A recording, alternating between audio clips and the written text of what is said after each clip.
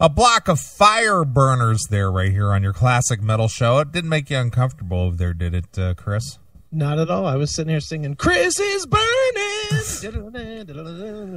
Well, now I'm going to ask you a personal question. Go right ahead. Being that we never really explored this phase in your life, and being that you're kind of like thrusting yourself out to the forefront of attention because of the new book, which is due out in about a month. Yep. Of course, I'm talking about Little Victories, which is due out on January 13th. Yes. And I read the book this week. I read the entire book. Did you hate it? I read it in 2 nights. Is that good, or were you just trying to get done with it? No, I was compelled enough to read the entire book in 2 sittings. Oh, look at that. Yep. Awesome. So I sat and read it. And the only reason it was familiar content with me is because a lot of the, events that happened in your life, I obviously was privy to. Sure. It was just, for me, it was revisionist history or looking back at the last 12, 14, 18 months and remembering, oh yeah, I remember that. Oh yeah, I remember that, Me and you had a lot of conversations that were not on these microphones. Sure. And for the people who will read it outside of not being familiar with the material, it should be an adventure for them in some regard. Yeah. For me, it was just reliving memory. For people who are outside of this, it will be a day-to-day adventure for them. Yeah. To be honest, people that only know me from the show have no idea what to do. No, of course not. I mean, obviously between you and I mean, you learned something about me this week that you weren't aware of. I did 2 things. Yeah. So we talk a few times a week, and you learned a couple of new things about me that you weren't aware of, and so on and so forth. But regardless of that, outside of the show, people who read your book are going to learn a little bit more about what makes up Chris Aiken. Right. And obviously one of the biggest life-changing events outside of your divorce was the fact that you suffered an industrial accident which almost killed you. Yeah.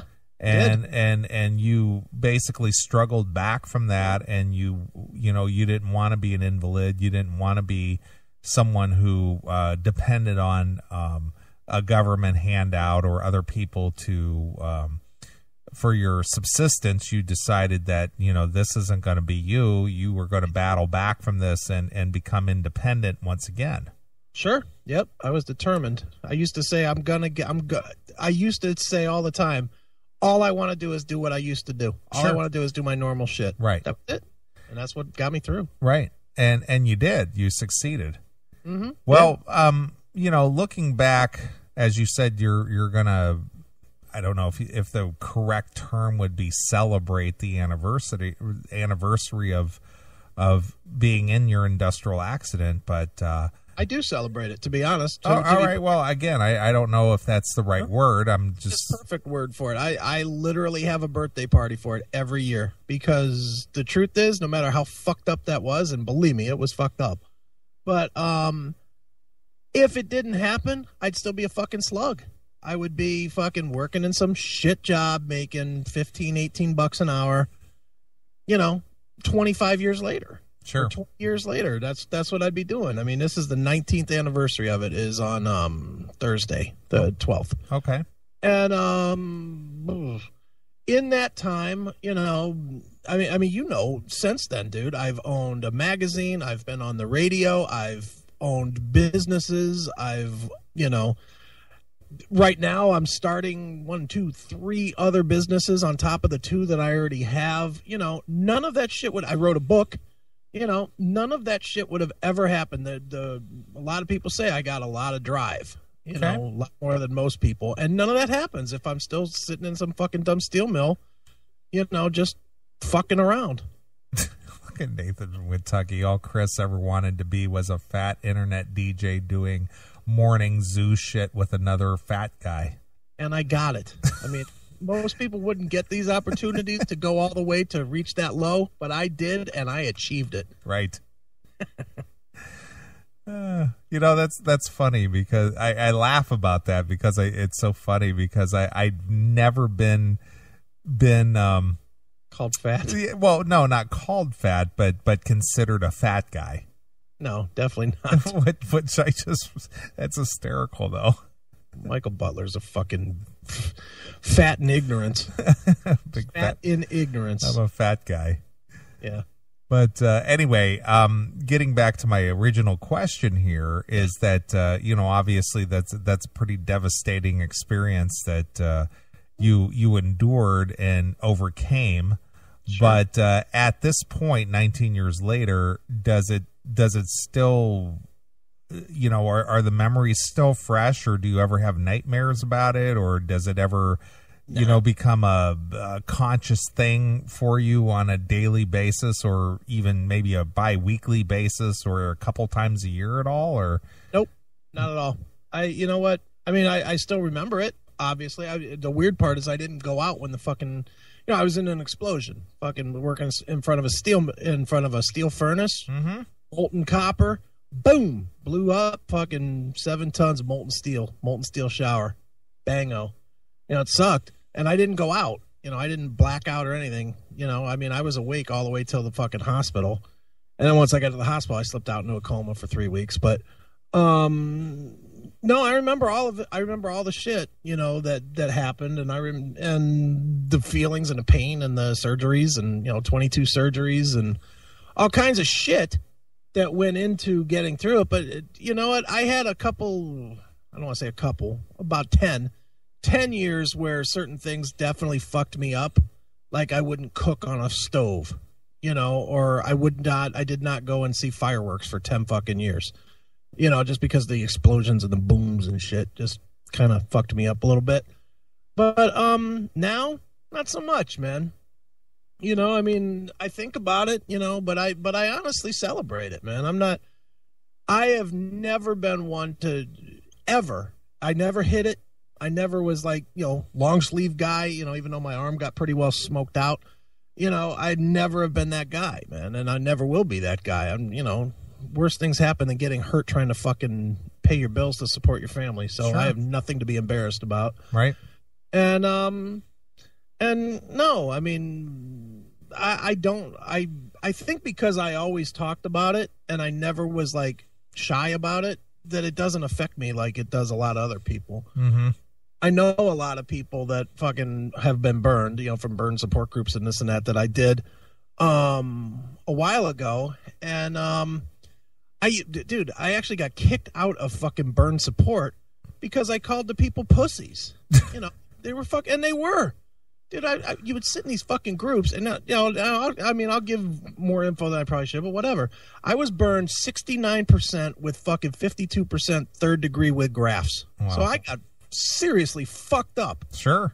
And I would go into these fucking burn support groups, and there'd be some guy that fucking burned his arm or some shit, And like, oh, my life's fucking over. I gotta wear gloves for the rest of my life so nobody can see. I was like, you are a fucking bitch. Right.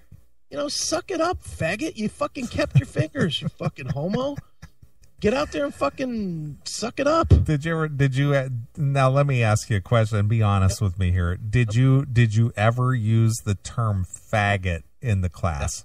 Absolutely did. You said faggot in the class? Did. Most certainly in the support group. I absolutely did. It was the last day that I went. So you said, yeah. So you said, suck it up, faggot. I said, suck it up, faggot.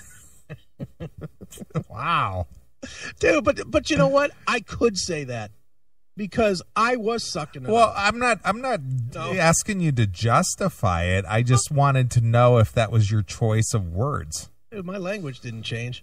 Okay, I'm just curious. I'm just very curious. No, I was hardcore, but you know what? I was hardcore about it because I did it, and no one else. My doctor. When I got hurt, the doctors told my wife and my friend Scotty when they got to the hospital to fucking make arrangements that I was done.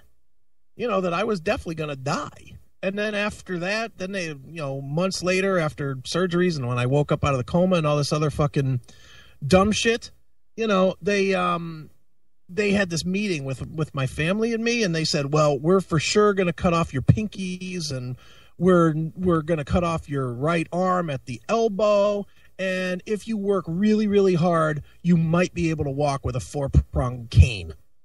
And I was like, fuck that. And I literally looked at the doctor and I looked at the wife and I told her, I said, if you fucking let them do this shit to me, I'll never let you fucking forget it. I will never forgive you. And I looked at the doctor and said, we're absolutely not going to do that. And the doctor's like, oh no, you'll die. You got gangrene in your elbow and blah, blah, blah, blah. I was like, I don't give a fuck. Do what you got to do to clean it up. If I die, I die. And I remember saying that very specifically. I looked the doctor right in the eye and I said, if I die, I die. It's on my terms. Right. And, and I fought like a motherfucker to get through it, man. And, and I did. And my doctor has always called me his miracle child. He said he's never seen anybody come back, that was as severely smoked as I was, Now, admittedly, he doesn't like some of the shit that I do, like there was a time that I had a license plate that said crispy. It said crispy? Yeah. Like crispy bacon? Yeah. Wow, really? Yeah, because I just thought that was kind of funny, that I was burned to a crisp, so I was crispy. That didn't go over real well, fucking pulling up to the burn unit at fucking Metro with a plate that said crispy. Wow. But I thought it was funny. I joked about it from the earliest stages, man. I just had a little bit of fun with it. Shit happens, man. What are you going to do? Cry? Oh, my life's over. Fucking fags. Suck it up, man. Shit happens to everybody. May not be the same kind of shit, but something happens bad in everybody's life. And you get through it. That's what I did. Wow. Well, again, now something I never asked you, and we've had this guy on the show before, several times. How did you end up meeting Rockin Randy? Rockin Randy. How did I meet Randy? Randy, when he was in Wicked Heart, somebody told him who I was. This is all the way back when I was at Scene. Okay, so now was this prior to the accident or after the accident? I ended up dude, this is a story all by itself. I'll come back to Randy. I ended up writing, just in general. I had never written anything in my life other than, high school. And I had nothing to do for 4 fucking years. I had 4 years of rehab, relearning to use my fingers and walk and, all that kind of bullshit. So I started, the doctors wanted me typing because that would be, with my right hand, all the tendons got severed or burned through, and they had to reattach them. And needless to say, my fucking hand was not working for a while. And, so they wanted me typing to do like more or less like therapy, right? That's how I ended up writing this book that I never published, was because I was typing. And one of the things that I used to do was I used to type fucking letters to the editor to Scene magazine. Okay. Now this was before Scene turned into nothing but porno ads and garbage and. Right. This is when it was an actual music paper. Yeah, and just to fill people in who aren't familiar with the Cleveland scene, but at one time, Cleveland used to be a very thriving music scene, and Scene magazine was like the premier entertainment magazine of that time, and this was late 80s, early 90s, and then it got bought out by some corporation out of like Denver, Colorado or something.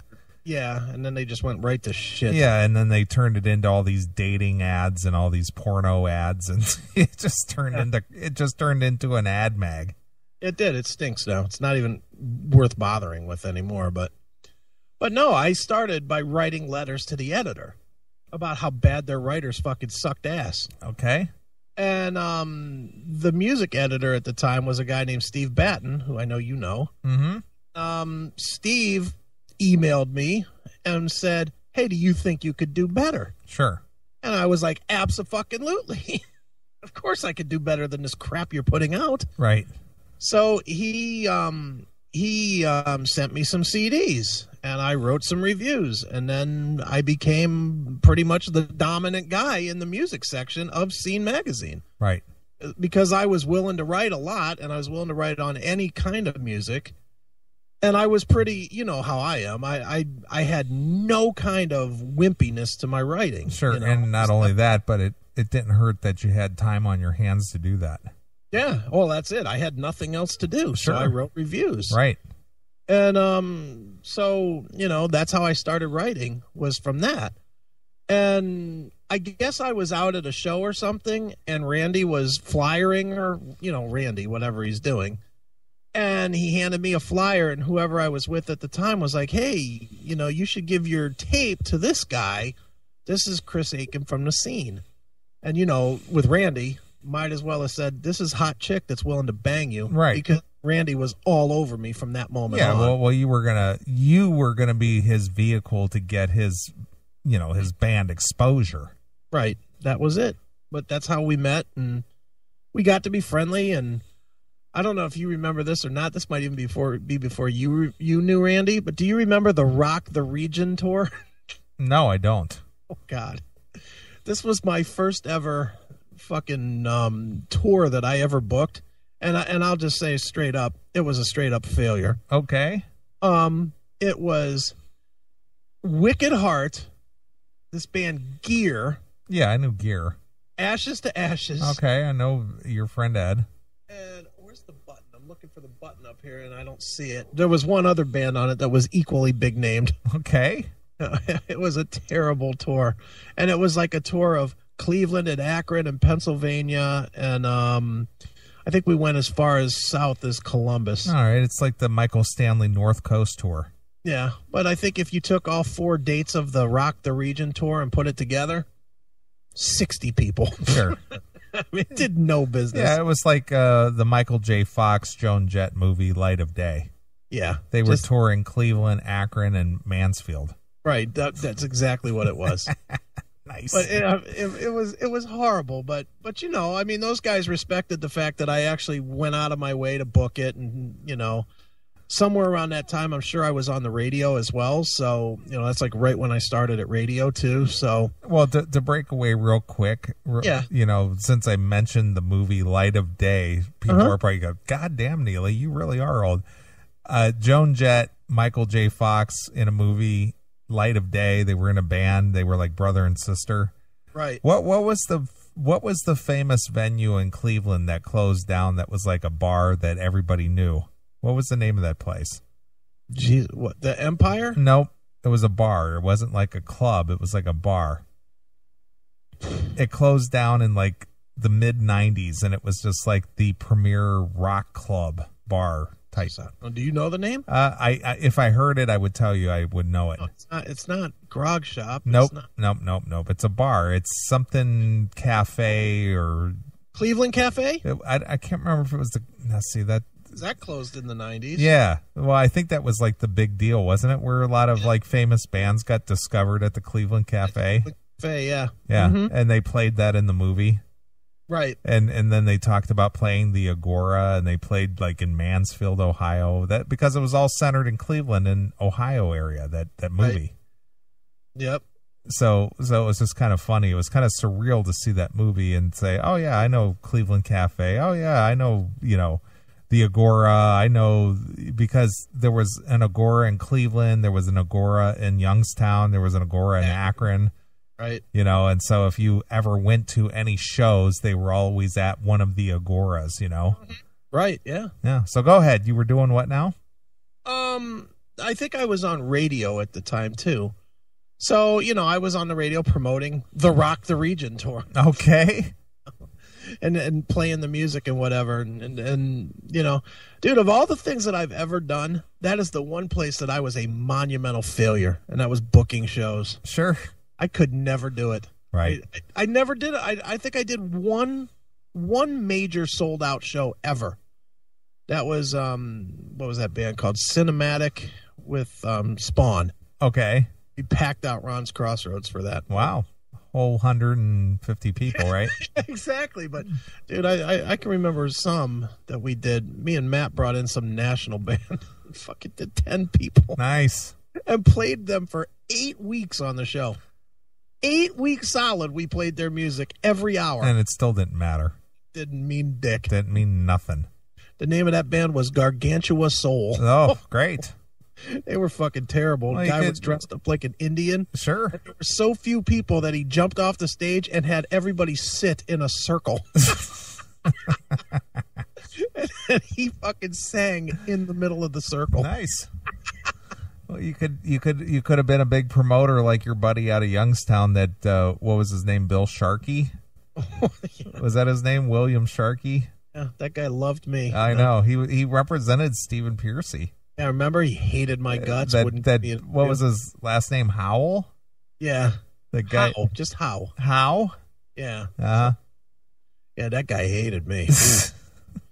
Remember, he's like, "Oh, who the fuck are you?" I was like, and then he said I was lying about who I was. Right. And I'll just go on the radio and talk about you, you fucking dick. Sure. Nice. So, but yeah, that's when I met Randy. That would have been 97, 98. Well, that was, because I met you in 98. Yeah, so it's probably 97. Okay, so he only knew you for a short time. Yeah, not really for a long time at that point. But he was already glomming on and going to shows with you by that time. I liked, you know what? As silly as it sounds, because Randy is such a fucking band whore, I liked hanging out with Randy. I'm not saying that was a bad thing. I was just surprised that his friendship with you escalated as quickly as it did. If he, basically only knew you about a year before he introduced me to you. Yeah, he didn't really know me long, but dude, he was one of those guys that, how every once in a while somebody comes in your world and they're just fucking like there, like always should have been there. Right. Randy was that guy, man. Sure. Even my kids have always called him Uncle Randy. Really? Wow. Oh yeah. I mean, Randy always brought my kids donuts from the first time he ever met them. He brought them fucking 3 dozen donuts. Nice. Thanks a lot, dude. Fucking nothing like filling 5-year-olds up with sugar. Sure. Appreciate that. But no, I mean he's just one of those guys. Even Georgetta liked him, if you can believe that. Even Georgetta liked him. Yeah, can you believe that? Wow. That doesn't happen often. I don't no, say that, not at all. I mean here you take a guy like me, yeah, not into drugs, not into booze, not into, crazy lifestyle. Oh yeah. Hated me. Hated you. Randy, big pothead, just stoner out of his mind. She liked him.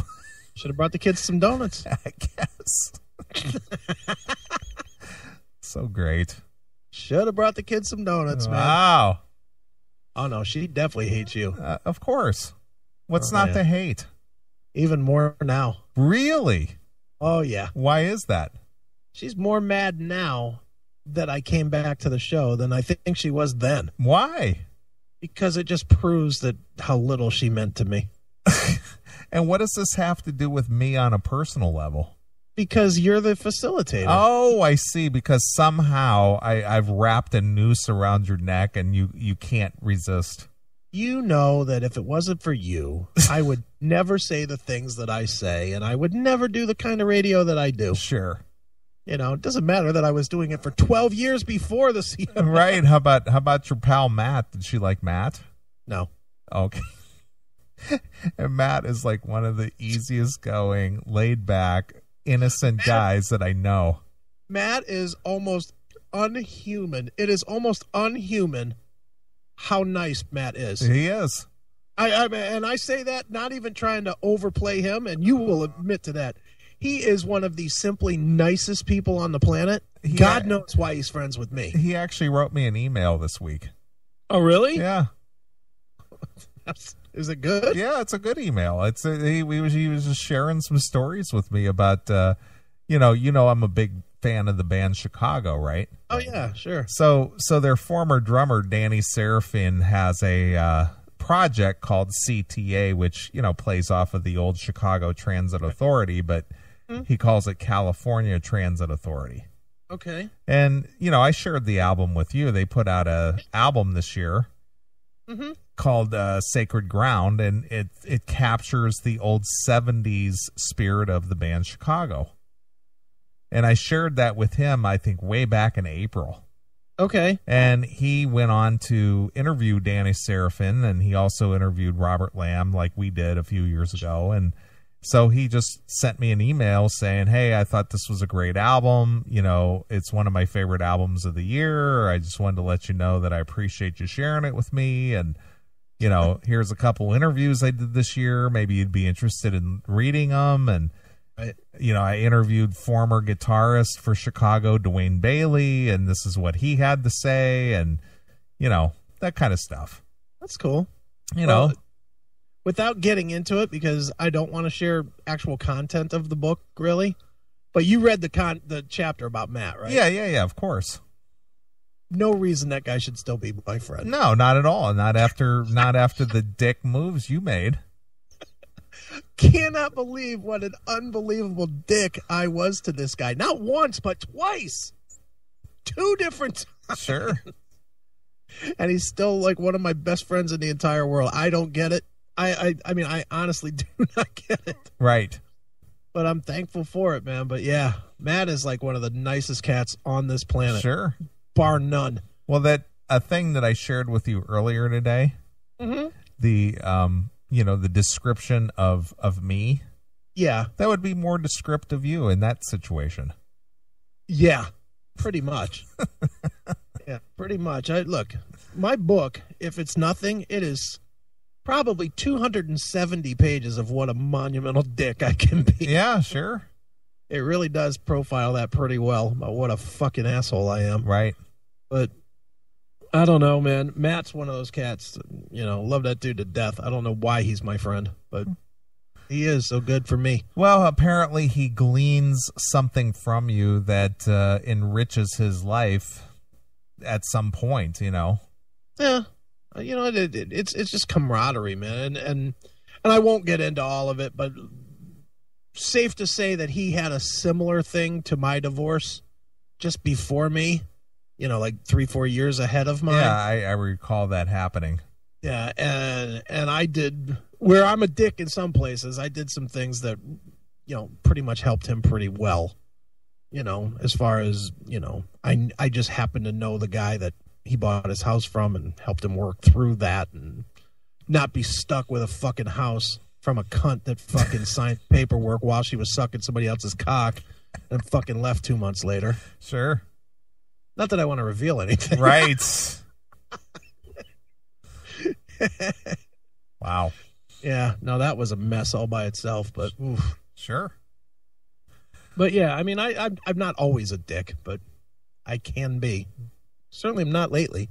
And look at Nathan from Kentucky. Neeley, you're a bad fucking influence. Yeah, it's all you, man. I would have been going to church with her and fucking doing all the good things I should have been doing if it wasn't for you, man. Yeah, Block Blade Runner. You're Satan, Neeley. Yeah, pretty much. Yep. It's all your fault. It is. You wrecked my marriage. Nice.